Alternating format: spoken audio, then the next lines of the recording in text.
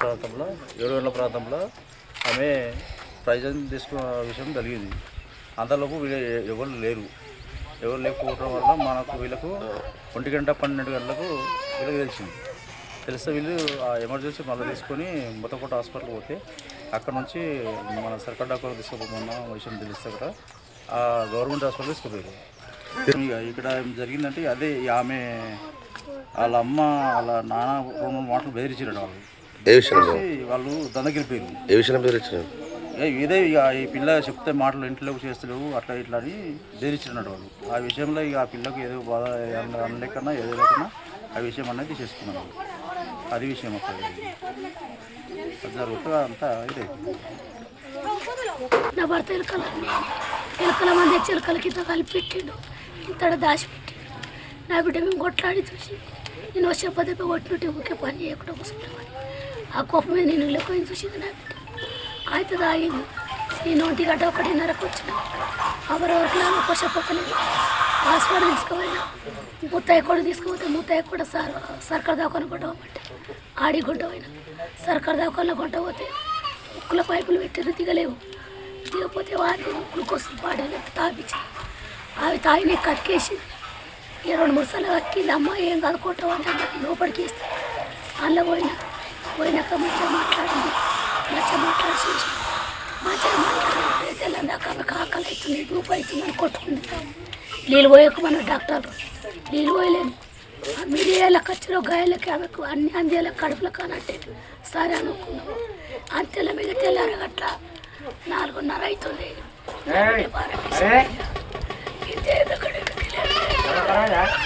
అయితే మా కూతురు మా అన్న బిడ్డే. అయితే మా గ్రామం ముత్తాయపల్లి, మండలం వచ్చి ఐలో కనపరు.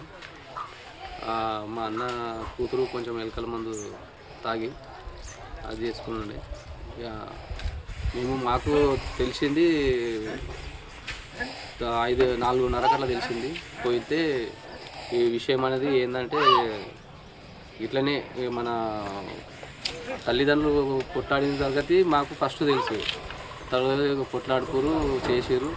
ఆ విషయంలో ఇక బిడ్డ కూడా కొంచెం ఫోన్ చూసాడు. ఫోను ట్రాకింగ్ అదేమో చేస్తుందంటే దాని మీద తల్లి బెదిరించి కొట్టిందంట. ఒక మాట ఒకసారి కాదు 2 సార్లు 3 సార్లు అయింది. దాని మీద తల్లి ఒక మాట బెదిరించి కొట్టింది. దాని మీద పిల్ల ఏమనుకుందో ఏం మనసు మా బాధ పెట్టుకుందో కానీ ఇక వీళ్ళు దందకు పోయేటోళ్ళం. పొద్దున్న 5 గంటలు లేచి దందకు వెళ్ళిపోయినాం.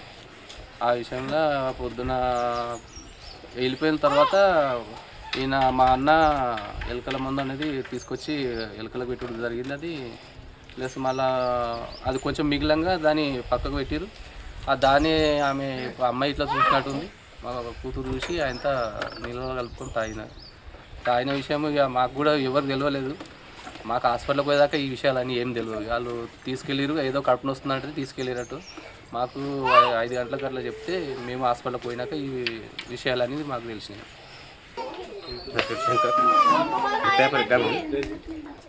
ఏమైందంటే మా కూతురు ఇట్లా చేస్తుందని అనుకోలేను. మేము మా భార్య ఒక దెబ్బ కొట్టింది.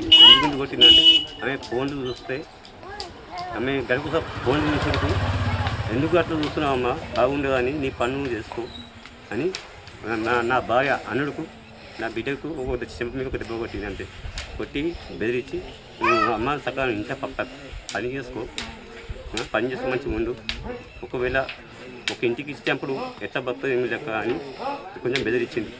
దాని మీకు తప్ప ఆమె ఏది లేదు కానీ కొట్టి మేము ఊళ్ళోకి పోయినాం. ఏదో మేము బుగ్గలకు ఎంటికలకు అమ్ముకుంటాం. మేము ఊళ్ళోకి పోయినాము. మాకు ఇదివరకు ఆడికి రాగానే 12-12:30 టైం నాకు అయ్యింది ఊళ్ళో. నాకు మళ్ళా నా బిడ్డ ఫోన్ చేసి ఇట్లా మళ్ళీ మా డాడీ నేను మందాగిన చేసినా నాకు ఏ చెప్పలేదు. మరి ఎప్పుడు వస్తావు అని అడిగింది. వస్తా బిడ్డ, ఈయన ఇక్కడ ఉన్నా పక్కపట్టే ఊళ్ళో ఉన్నా ఇక ఏం చేయాలి, పక్కపట్టే ఊళ్ళో ఉన్నా. మమ్మీ ఇంకా వేరే దిక్కున్నది, నేను వేరే దిక్కు ఉన్నా గల్లీలో. మమ్మీ కలుపుకొని వస్తా బిడ్డ, మీరు ఉండు అన్నా. లేదు డాడీ నెత్తిని వస్తుంది, కనిపిస్తుంది అని అనిపించింది. అంటే ఇక మా భార్య ఒకసారి అన్నది ఆ గేటు గిట్ల అయితే కనిపిస్తుంది, దాంతో ఇట్లా కావస్తుంది అని నా భార్య అన్నది. అనగానే ఆడికి మన ఇంటి రాగానే 12 వరకు ఇంటికి వచ్చేది. ఆమె 7 గంటలకు పాయసం తీసుకున్నట్ట. ఇక తీసుకొని 12 వరకు ఇంటికి వచ్చాము. ఆడికి రాగానే ముత్తయ్య ఒకట హాస్పిటల్స్కి పోయాం. ఆయన పట్టలేడు. పట్టకపోతే మళ్ళీ వెంటనే గవర్నమెంట్ హాస్పిటల్స్కి పోరాని అంటే గవర్నమెంట్ హాస్పిటల్కి పోయినాం. పోతే 4 గంటల దాకా బతికిస్తాం. 4 గంటలకు బతికింది. 5 గంటల వరకు సేవన అయిపోయింది. నా బిడ్డ నాకు నమస్కారం sir. Local to global news at your finger tips. మీ చేతిలో ఒక ఆయుధం. Download Raa TV app. Media legend Ravi Prakash is back.